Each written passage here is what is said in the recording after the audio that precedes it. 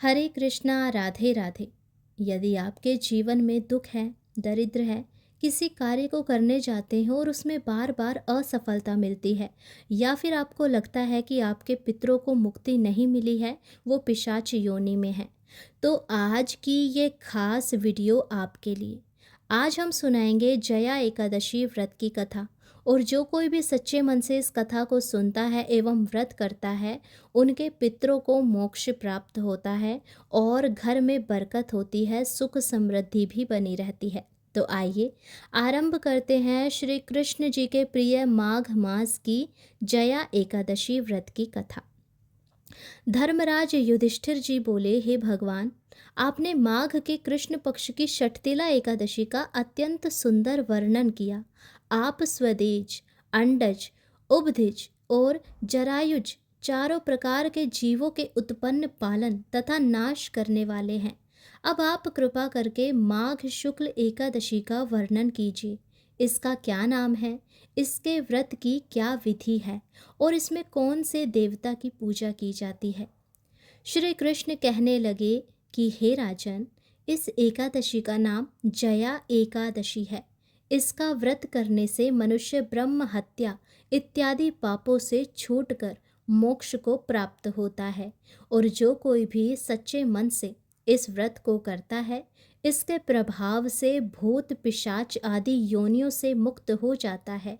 और इस व्रत को विधि पूर्वक करना चाहिए। अब मैं तुमसे पद्म पुराण में वर्णित इसकी महिमा की कथा सुनाता हूँ। देवराज इंद्र स्वर्ग में राज करते थे और अन्य सब देवगण सुखपूर्वक स्वर्ग में रहते थे।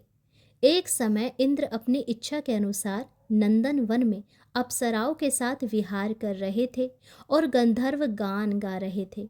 उन गंधर्वों में प्रसिद्ध पुष्पदंत तथा उसकी कन्या पुष्पवती और चित्रसेन तथा उसकी स्त्री मालिनी भी उपस्थित थे।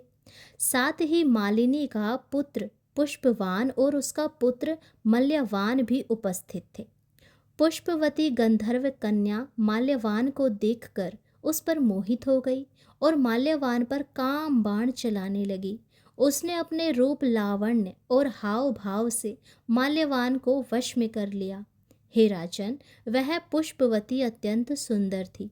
अब वे इंद्र को प्रसन्न करने के लिए गान करने लगे, परंतु परस्पर मोहित हो जाने के कारण उनका चित्त भ्रमित हो गया। इनके ठीक प्रकार ना गाने तथा स्वर ताल ठीक नहीं होने से इंद्र इनके प्रेम को समझ गए और उन्होंने इसमें अपना अपमान समझकर उनको श्राप दे दिया। इंद्र ने कहा, हे मूर्खों, तुमने मेरी आज्ञा का उल्लंघन किया है, इसीलिए तुम्हारा धिक्कार है। अब तुम दोनों स्त्री पुरुष के रूप में मृत्यु लोक में जाकर पिशाच रूप धारण करो और अपने कर्म का फल भोगो। इंद्र का ऐसा शाप सुनकर वे अत्यंत दुखी हुए और हिमालय पर्वत पर दुख पूर्वक अपना जीवन व्यतीत करने लगे।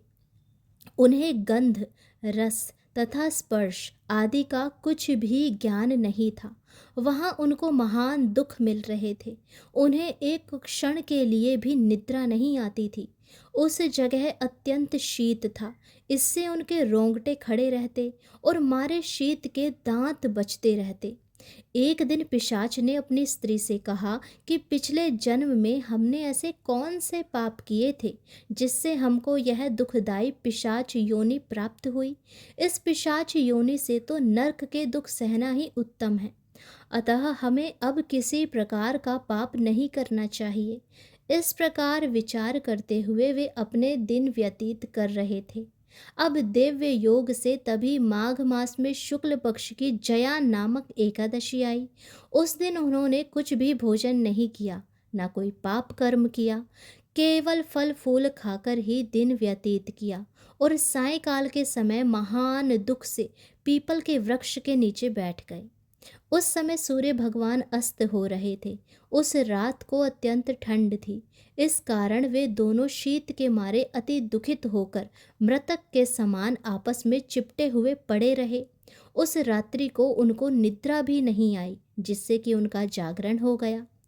हे राजन, जया एकादशी के उपवास और रात्रि के जागरण से दूसरे दिन प्रभात होते ही उनकी पिशाच योनि छूट गई।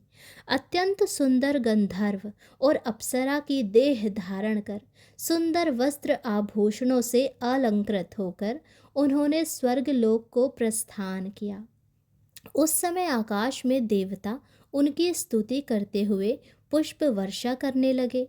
स्वर्ग लोक में जाकर इन दोनों ने देवराज इंद्र को प्रणाम किया। इंद्र इनको पहले रूप में देखकर अत्यंत आश्चर्यचकित हुआ और पूछने लगा कि तुमने अपनी पिशाच योनि से किस तरह छुटकारा पाया, सो सब बतलाओ। अब माल्यवान बोले कि हे देवेंद्र, भगवान विष्णु की कृपा और जया एकादशी के व्रत के प्रभाव से ही हमारी पिशाच देह छूटी है। तब इंद्र बोले कि हे माल्यवान, भगवान की कृपा और एकादशी का व्रत करने से न केवल तुम्हारी पिशाच योनि छूट गई, वरन हम लोगों के भी वंदनीय हो गए, क्योंकि विष्णु और शिवजी के भक्त हम लोगों के वंदनीय हैं। अतः आप धन्य हैं। अब आप पुष्पवती के साथ जाकर विहार करो। श्री कृष्ण कहने लगे कि हे राजन, इस जया एकादशी के व्रत से बुरी योनि छूट जाती है। जिस मनुष्य ने इस एकादशी का व्रत किया है, उसने मानो सब यज्ञ, जप, दान आदि कर लिए। जो मनुष्य जया एकादशी का व्रत करते हैं, वे अवश्य ही 1000 वर्ष तक स्वर्ग में वास करते हैं। तो ये थी जया एकादशी की अत्यंत पावन और दुर्लभ कथा। जो भी सच्चे मन से इस कथा को सुनता है और अपने भाई बंधुओं को सुनाता है, भगवान की असीम कृपा का पात्र बनता है। उसके सारे पाप छूट जाते हैं और वो पाप मुक्त होकर भगवान की शरण में आता है। राधे राधे। हरे कृष्णा।